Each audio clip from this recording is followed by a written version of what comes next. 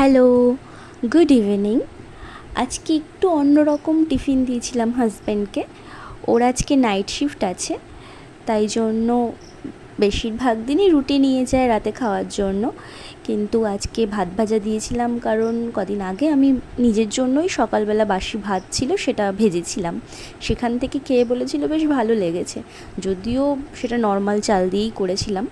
তা আজকে যেহেতু বলেছি যে টিফিনে দেব, তাই জন্য একটু ভালো চাল দিয়েই বানিয়েছিলাম রাইসটা। পেঁয়াজ, আলু, গাজর এগুলো কুচি করে নিয়েছিলাম, একটু রসুন কুচি করেছিলাম, আর চিংড়ি মাছ ঘরে ছিল, সেই চিংড়ি মাছ ভালো করে ধুয়ে নিয়ে পরিষ্কার করে নিয়ে 4-5টা চিংড়ি মাছ দিয়েছিলাম। তারপর চিংড়ি মাছগুলো নুন হলুদ মাখিয়ে ভেজে নিয়ে ডিমটাকে ফেটিয়ে ভেজে নিয়ে রেখে দিয়েছিলাম।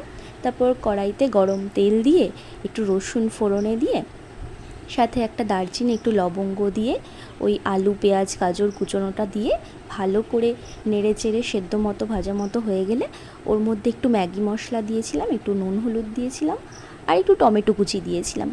ব্যাস, তারপরে ভালো মতো সেদ্ধ আর ভাজাটা হয়ে গেলে ওর মধ্যে রাইসটা দিয়ে ভেজে নিয়েছিলাম। ভাজা হয়ে গেলে তার ওপর একটু গোলমরিচের গুঁড়ো ছড়িয়ে দিয়েছিলাম, তাতে টেস্টটা একটু বেটার লাগে। দেন একটু সামান্য ঠান্ডা হয়ে যাওয়ার পর টিফিন বক্সে সার্ভ করে দিয়েছিলাম।